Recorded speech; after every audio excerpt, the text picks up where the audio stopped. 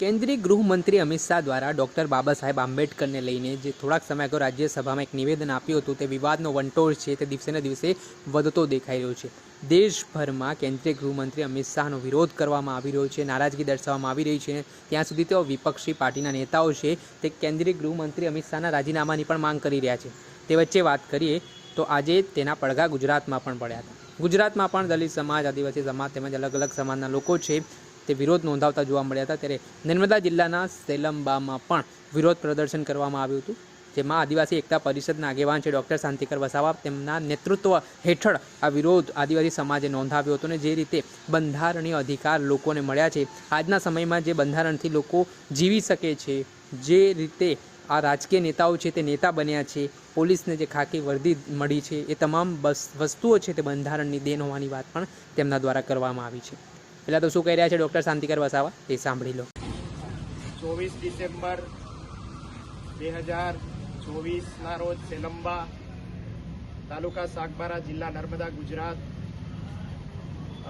સેલંબાના આંબેડકર ચોક ખાતે આપણે સૌ આજે ભેગા થયા છે.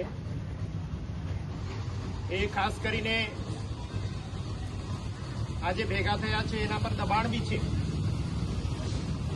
લોકો ભેગા ના થવા જોઈએ એમ કરીને દબાણ છે, અને એટલા માટે કહેવામાં આવે છે કે ભેગા થાવ તો વધારે બોલવાનું નહીં.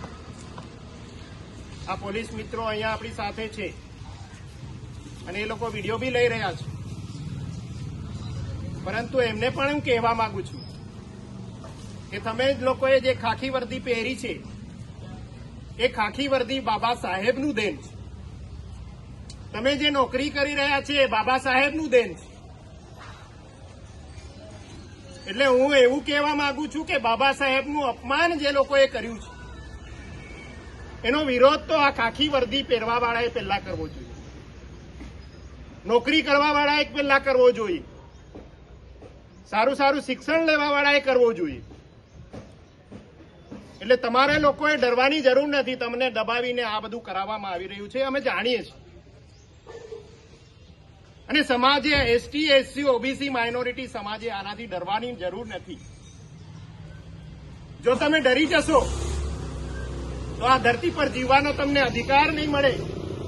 અને એટલા માટે હું કહું છું કે તમે આવો, આગળ આવો, અને જે કંઈ આપણને બોલવાની જે આપણને સત્તા મળી છે, બાબા સાહેબની દેન છે, એને જાગૃત કરો. સવાલ એ નથી કે 11 સેકન્ડની વિડીયો ક્લિપ જે સંસદમાં થઈ છે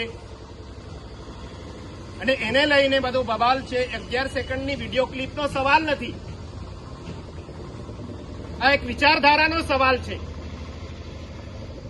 કે 11 સેકન્ડની વિડીયો વાળા બોલવા વાળાની વિચારધારા શું છે, તે કયા પ્રકારની વિચારધારા છે.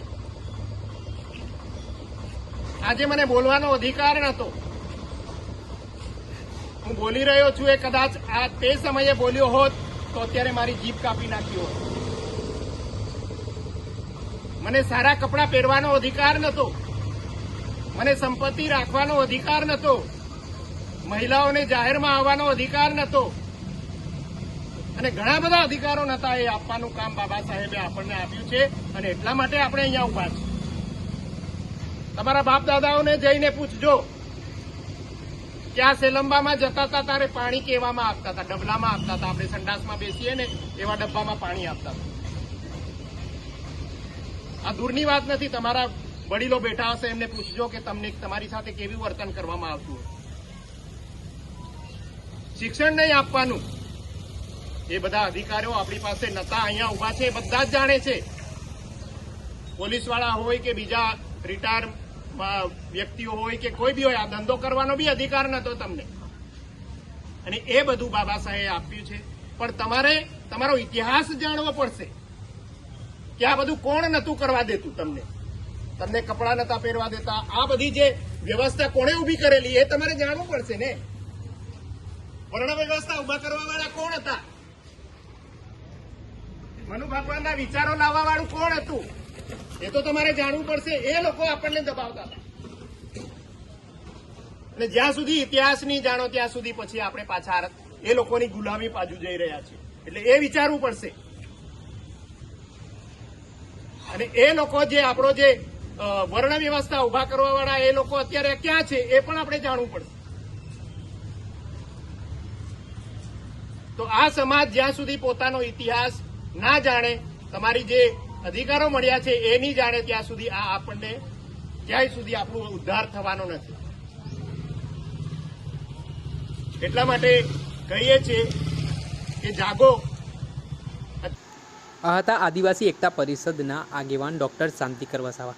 તેમનું કહેવું છે કે આજે પણ વિરોધ કરવા માટે પોલીસ દ્વારા દબાણ કરવામાં આવતું હોય છે અને પોલીસ ઉપર પણ સ્વાભાવિક છે કે આ મામલે દબાણ હોઈ શકે છે, પરંતુ આજે જે લોકોને સંવૈધાનિક અધિકારો પ્રાપ્ત થયા છે, પોતાની આઝાદીના અધિકારો પ્રાપ્ત થયા છે, તો તે ડૉક્ટર બાબા સાહેબ આંબેડકરની એક મોટી દેન પણ કહેવાય છે. તેના મામલાને લઈને મહેસાણા જિલ્લાના કડી તાલુકામાં પણ આજે દલિત સમાજના લોકો છે તે મોટી સંખ્યામાં ઉમટી આવ્યા હતા અને તેમના દ્વારા જન આક્રોશ રેલી પણ કાઢી હતી અને પોતાનો વિરોધ દર્શાવ્યો હતો, જેમાં ડૉક્ટર બાબા સાહેબ આંબેડકરને લઈને જે નિવેદન આપવામાં આવ્યું છે તે નિવેદનનું દેશભરમાં ભારે વિરોધ જોવા મળી રહ્યો છે. તેને લઈને કેન્દ્રીય ગૃહમંત્રી અમિત શાહની મુશ્કેલીમાં વધારો થઈ શકે છે તેવું પણ માનવામાં આવી રહ્યું છે.